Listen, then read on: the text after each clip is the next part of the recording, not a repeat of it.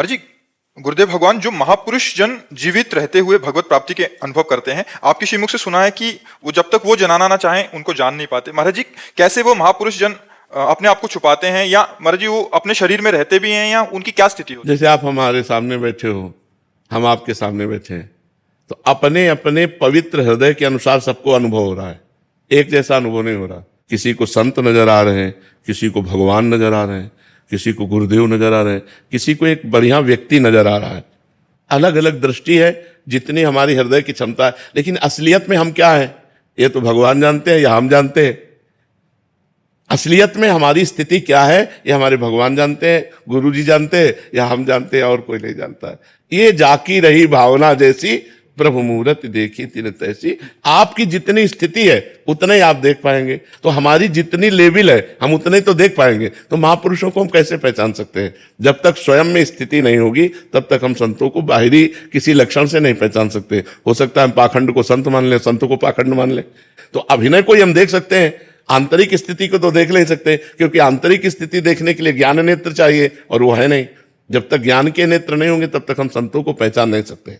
जी, थोड़ा सा तो आइडिया होगा कैसे, मतलब उन संतों को कैसे पहचाने? बिल्कुल आइडिया नहीं है। सच्चाई बात की पूछो तो बिल्कुल आइडिया नहीं है। सत्य मार्ग तो जब हम जब बहुकाल करी सत्संगा, हम बहुत काल उनका संग करें, तब हमें पता चलेगा कि हमारे आचरणों में परिवर्तन आया कि नहीं।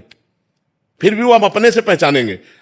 हमारे गंदे आचरण छूटते गए, हमारा भगवान से प्रेम होने लगा, हमारा जीवन बदल गया, तो साधु संग हुआ। जिसके संग से हमारा जीवन बदल जाए, जिसके पास बैठने से हमारे हृदय को शांति मिलने लगे, जिनको देखने से ऐसा लगने लगे कि आज हमारा जीवन सफल हुआ, बस यही कुछ बाहरी बातें हैं। अन्यथा संत को पहचानना बड़ा कठिन है। पर स्वामी जी, आपकी वाणी से बदलाव आता है तो निश्चय हमको अनुभव होता है कि सच्चे संत का क्या है, अपने आप ही बदलाव आने लगता है। अब हम सच्चे हैं कि कच्चे हैं ये हम तो नहीं कहते, लेकिन भगवान के हैं ये पक्के हैं।